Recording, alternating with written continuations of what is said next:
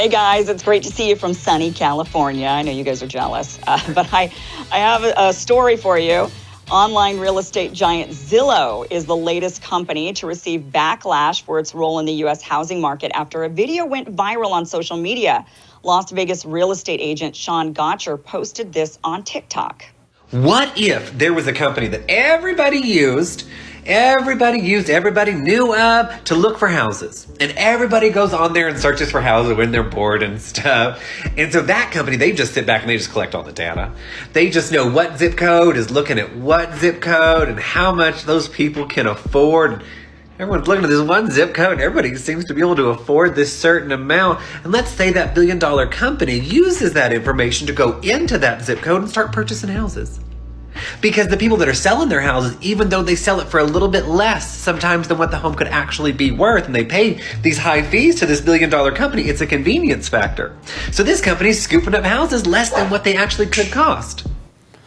Meanwhile, voters in Berlin took the corporate housing market to task earlier this week, using a referendum to approve a measure that would expropriate some 240,000 apartments from large landlords in an effort to strengthen tenants' rights and address the soaring cost of housing. This was a non-binding referendum in Berlin, but what it effectively says is that if you're going to be some giant private company, you can't swoop in and buy up a ton of homes and then jack up the prices.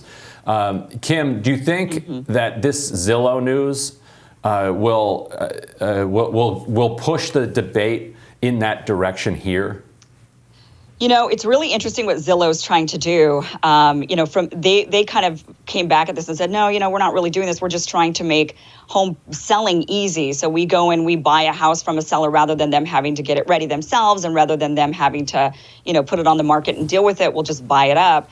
But really, when you look at what Zillow's doing, it almost looks like they're trying to turn the home buying market into the used car market, where they buy up a lot of homes in an area, and then they're the ones who get them ready, dress them up, ready for sale, and then they become a one-stop shop. So you could go to Zillow, you can shop around for the houses that they have, and you can get your lending through them. So it is similar to this sort of, it would be interesting to see how that shifts the entire market, going to this kind of used car sales style. But of course, that means that they could control the pricing. And that's the problem in Germany, right? Is that when you've got these large landlords, and one big problem they were having was one landlord was really able to gobble up a ton of properties.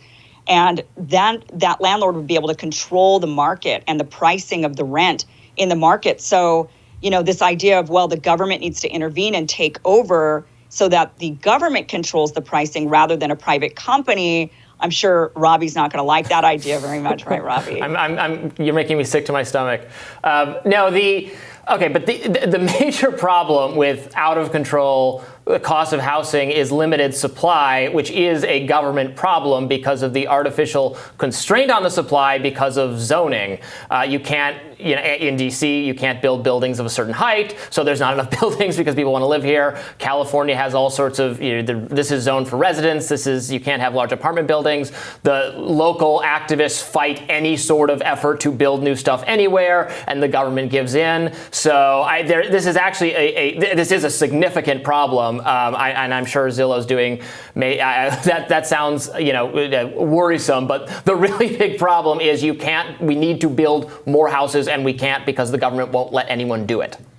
I think there's two separate things going on here. One is a landlord buying up all the apartment buildings and then jacking up the rent. The other is these private equity firms, going out and buying up thousands and thousands of single-family homes, and then related to that would be Zillow going in and snatching up a home and then flipping it because they have access into the selling data, into the pricing data that allows them to just kind of siphon some money off the top. But their money is going to drive prices up. I think on the private equity side, and without expropriating their property, because the German Constitution is much more liberal when it comes to allowing the government to expropriate property, whereas the United States Constitution, really zeroes in on protecting property rights. You could just start taxing people in a way that says, look, you're going to get all sorts of tax benefits for owning a home.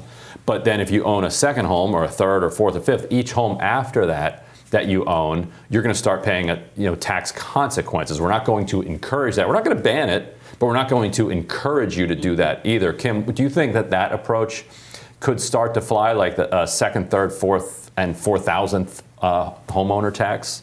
Yeah, probably. I mean, they do that in Europe, so in Europe, you don't really have much property tax for your actual residence. But if you do have these vacation rentals, then the property tax kind of kicks in. So that's definitely a possibility. But one question I have is, you're not allowed to really price gouge when it comes to other products. This is one of those industries where the market demand does drive the price, but that doesn't really happen as much in certain other instances. Like, for example, when we had the toilet paper, run-on toilet paper, right?